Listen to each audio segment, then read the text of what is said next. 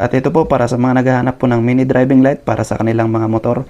Yung sok lang sa budget pero malakas yung ilaw. Ito yung isa sa mga suggest ko sa inyo mga bossing na dapat nyong subukan na mini driving light. Ito lang naman yung nauuso ngayon na tinatawag na grilled mini driving light mga bossing. Kasi meron na rin itong blinker na built-in siya. Tapos siyempre meron na rin siyang ballast. Yan o. Hindi nyo ba alam itong isang mini driving light na ito ay halos katumbas niya na yung binibili nyo dyan sa physical store na dalawang mini driving light. So subukan natin siya siyempre. Para may ipakita ko naman sa inyo. At ito pala mga bossing ngayon, meron lang naman siyang 4 na light modes. At ito, susubukan natin siya siyempre para may ipakita ko sa inyo. Ito yung kanyang yellow mga bossing. Sobrang lakas niyan mga boss. Tingnan nyo naman oh. Halos tagos na tagos sa ating ilaw oh. Tapos ito naman yung kanyang white mga bossing oh. Yan oh. Pero yung pagka white niya, meron siyang yellow dun sa paligid niya.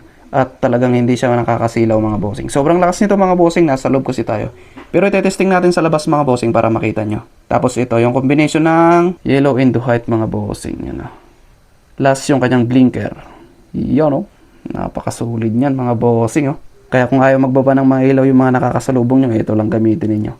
Tignan na lang natin kung hindi sila magbababa ng ilaw.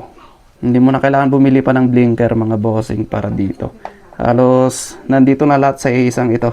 Pero kung nabibitin pa rin kayo sa sobrang lakas na ilaw na nag-iisa na ito, pwede naman dalawa para magmukhang umaga na yan. Mahirap na, baka magmukhang umaga yung dadaanan nyo. Combination ng white and yellow.